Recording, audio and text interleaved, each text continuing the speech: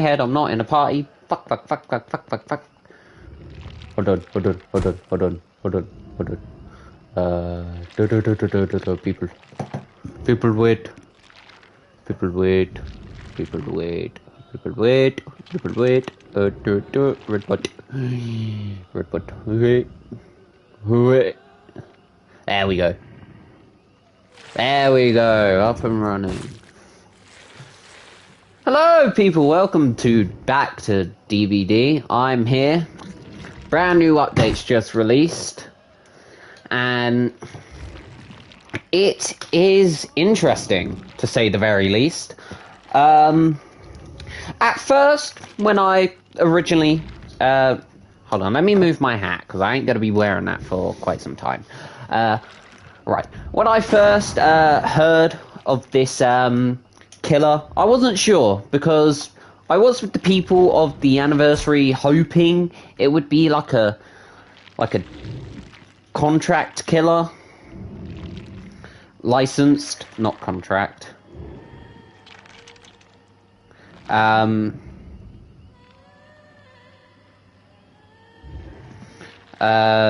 Like it was gonna be a licensed killer.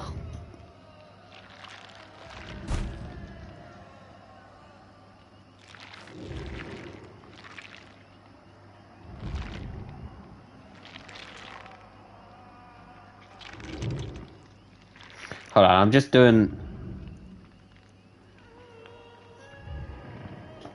Hold on. But, I wasn't sure, you know? And the more I watched of him, I saw more. I was like, you know what? I'll give him a shot. He doesn't look too bad. And obviously his ability's actually pretty mean. The ability to travel through the hatches, and he's unnerving as well. Well, like the little screams and the hands, and I don't know who the fuck at DVD decided to make this costume in particular, but whoever fucking did this is fucked. Like, this shouldn't exist. This is just creepy. I was like, oh, there's a purple skin. I wonder what it'll be.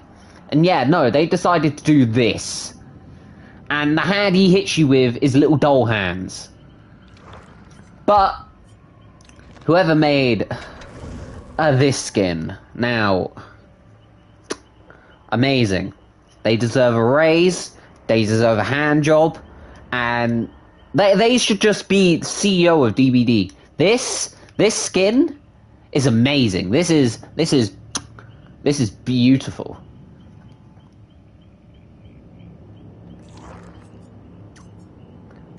As you can tell, I really like the new that. I also quite like this skin. She's a bigger mama of the game. Get the fuck out of here, James Rogers. This guy is the new one. What is in there? Is that a squid or is that like a mythical creature? Because she's like some hunter. I actually don't mind this character. She doesn't look too bad. She's not my favorite, but she's definitely cool. But definitely once I have money, I will be buying this outfit.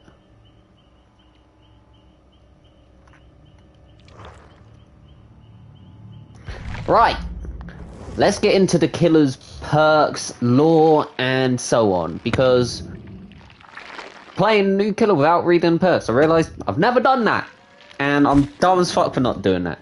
So, here we go, loadout, bum. The dredge starts with 3 personal perks. Everything turns to dust. It's inescapable as the coming night. 3 seconds after injuring a survivor by any means, Dissolution activates for 12 seconds. While Dissolution is active, if a survivor fast vaults over a pallet inside of your terror radius, the entity...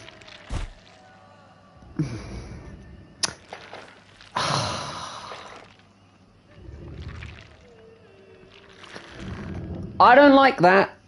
I'm not as big a fan as I originally was. I would have... okay, no, because usually if you're chasing... I don't know. That I'll have to wait and see. In your presence, the places once thought to be safe are perhaps the most dangerous. Woo! When you search a locker... what the fuck? That's nasty, because like... oh, because they could be working on... oh, that's brutal. When you search a locker, the auras of all survivors within 8 meters of any locker are revealed to you for 3 seconds. This perk has a 30-second cooldown. Septic Touch. The lands of the shadow subsmue all healing delays are only inevitable. Whenever a survivor performs a healing action within your terror radius, they suffer from blindness and exhausted. I mean, it's okay. It's not great, but I think this one's probably my favorite because that's just you play. You could get some really nasty kills because you could reveal someone, teleport, and then yeah, and I'll crit that. Right, how do we... character info. Here we go. Reign of Darkness. Press hold... right. Like a dark fort, the dredge is difficult to shake. When night falls, it is nearly impossible. Press and hold the power button to activate. Once activated, the dredge leaves a remnant behind. Aim at a locker, press the ability button to teleport into it, and press the attack button to return to remnant. The remnant is disabled when teleporting to a locker or when a survivor touches it. While in a locker, aim at any other locker and press the ability button to teleport again. Exiting the locker or returning to your remnant will activate the Glooming cooldown, after which all power tokens are recharged. Okay, so basically you can just freely travel the map without being seen, similar to Onya, I'm assuming. So it's almost like Onya, but you can be taken out of it if caught, which is good, which is okay. Or if you teleport and get out of a locker, or you wanna, so you could find someone, either teleport to a locker. Okay. We'll see how that works. Survivors can place locks on lockers to slow the dredge exiting them. The dredge can break the locks by exiting the locked lockers or performing base attack on the lock. Each locker can be locked... oh, I don't like that. That's mean. Special ability, Nightfall. Nightfall meter builds when a healthy survivor is injured. A survivor is hooked, or the teleport power is used. Nightfall meter also feels faster for each survivor in the injured state. Once the Nightfall meter is full, Nightfall begins. During Nightfall, survivors must navigate in total darkness. The dredge teleport ability is faster, and there is no terror radius. Ends after 60 seconds. Survivors destroying the remnant also... oh, no! That is fucking disgusting. Right. Lore time. The Fold was founded on a private American island in the 1960s by a group of anonymous philanthropists. Rich people, basically. Their goal was to establish a peaceful society free of dark thought and emotions, attracting the dismayed, disenchanted, and disillusioned from all over the country. This peace-loving community thrived over the years, and members freely followed the dictates of its charismatic leader Otto Stamper, who taught his followers the secret of maintaining happiness through joy talk, meditation, and the endless reciting of the good thinking mantra. But not all was bliss within the Fold, as Otto swiftly banished anyone who confessed to having dark thoughts or speaking dark words. Those he appointed as guardians of the Fold were equipped to root out the maleficent and banishing anyone who fought or spoke against the almost perfect community he established. In this way, Otto had conditioned the Ottomarians to believe dark thoughts were the root of all discontent. He spoke of an ancient god called Drunea, telling them how this god fed on dark memories and desire, and how they needed to expel any and all manifestations of darkness from their hearts for fear of summoning this horror from the lands of shadow. Life was more or less a utopian dream on the island until the darkness began to leak through the cracks of their spiritual dam, and members began to mysteriously disappear. It wasn't long before the fear closed its septic jaw on the island and refused to let go. The once happy community gathered in few homes, chanting the all the good-thinking mantras in a desperate attempt to rid their lives of this formless creature that seemed to have stalked them in the shadows and consumed them in their sleep. Otto tried to quell his followers, telling them that there were malcontents among their ranks, and that they alone had summoned the Drune to the Garden of Joy. As the fold bleated fear, Otto evoked desperate measures. Ottomarines were restricted to their homes to prevent the spread of rumors and dark talk, while sleep was forbidden to prevent anyone from releasing dark dreams into the world. Freedom and sleep would return just as soon as the Drune was no longer upon them. But Ottomarines continued to disappear. Otto assembled his followers near the beach, where he placed a screaming woman on a wooden stage. There, in the rain, Otto explained to his drenched, alienated, sleep-deprived congregation that the woman was a journalist here to destroy everything they created. As the guardians held the trembling woman, she screamed also that Otto wasn't the savior he claimed to be, and he belonged to an ancient cult, an exclusive club of billionaires that took pleasure in corrupting and sacrificing people, towns, and even countries to an elder god. The journalist told them that Otto hadn't banished anyone. He tortured and sacrificed them, and that they would all be next. Without hesitation, Otto slit her throat before she continued to spread lies. As she collapsed, her knees clasped around her hands clasped around her neck.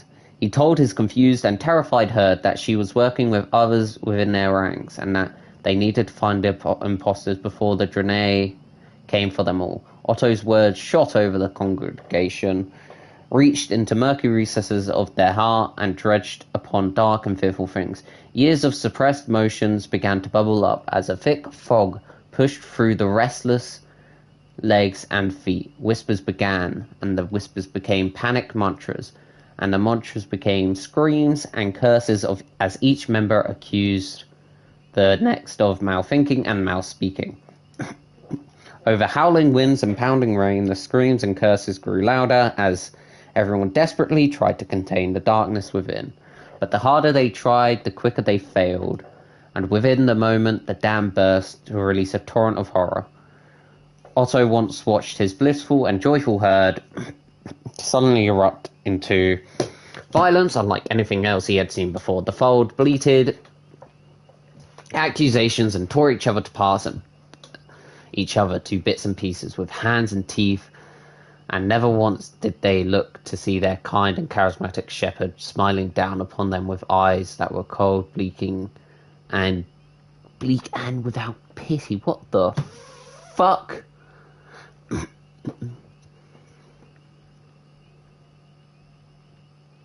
When it was all over, Otto felt the creaking wooden stage shake as a murder of crows circled above. Suddenly, the ground rose and then sank into thick, oozing black mud like molasses.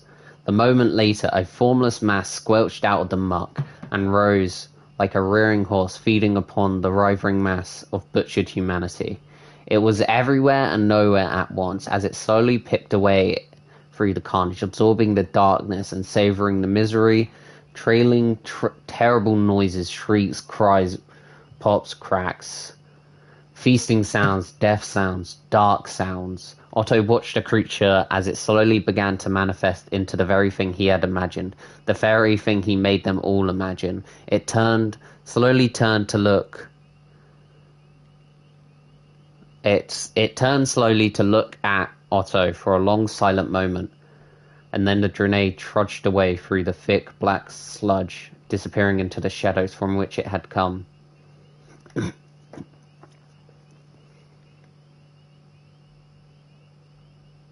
That's interesting.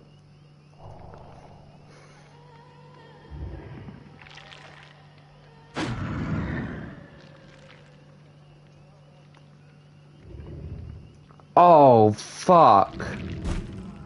There's a baby arm. That means they killed fucking babies in that massacre. So I wonder what happened to Otto. Because he was spared from the sounds of it. But I also saw an interesting thing about one of the tomes cutscenes that the dredge was like a dredge-like creature or a bundle of them showed up. Which could be interesting because the observer is no longer safe.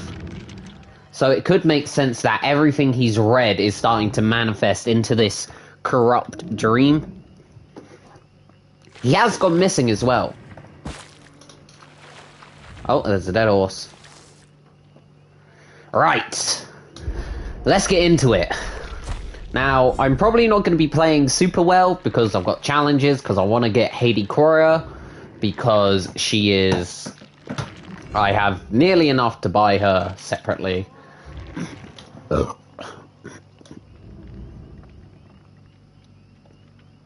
But yeah, I think I like his lore. His lore is actually kind of scary. I wonder if we'll see Otto make a return. Because we don't know what characters are connected in the universe. Because all the killers come from separate universes. But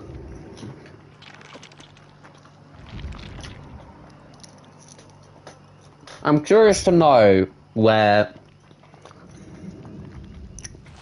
the dredge stands on the entity. Because this is another ancient godlike creature. It was just birthed from a cult. So how many are out there is, you know, quite interesting. Because I was saying this the other day. I get the Stranger Things costumes in this game aren't canon. But it's curious to think how, depending on the environment that the Upside Down is inhabited, what the creatures would look like. So I'm curious to see if there's this huge cult of these rich people corrupting to manifest ancient gods like the Draenei, or the Dredge. I'm gonna call it the Draenei because in the lore it's that. How many creatures are out there? Like, how many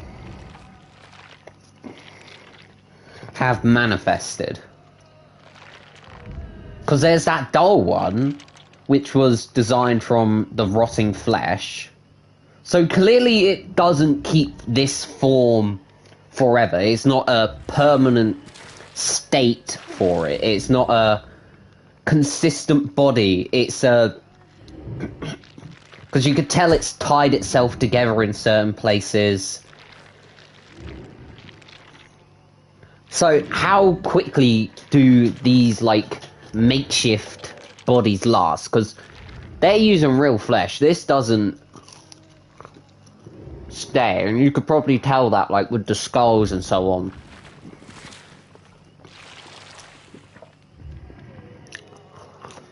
It's interesting to think about.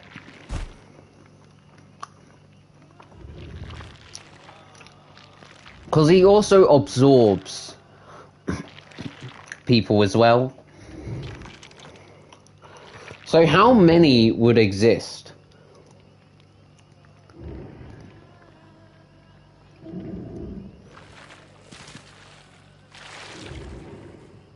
It is definitely fucking brutal, though.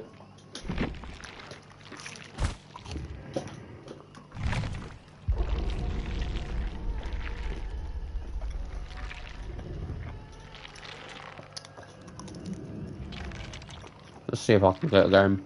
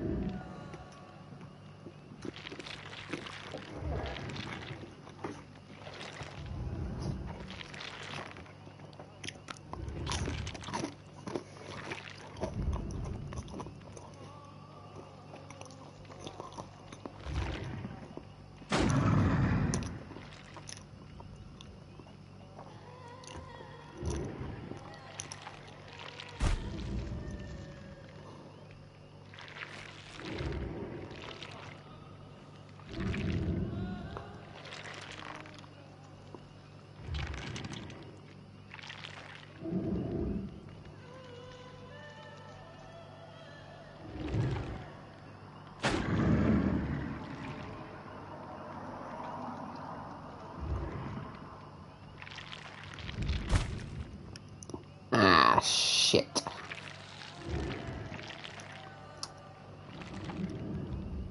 So I might have to end the stream because there's issues getting into games. Oh, I just burped with Fizzy. Oh, that really hurt. Right, I think I'm gonna end the stream here because for some reason the game it's being a bit buggy, and I will probably start up another stream later, but I'm gonna leave this one up for people who want to listen to the lore and so on. Hold on, let's see if we can get into a game first.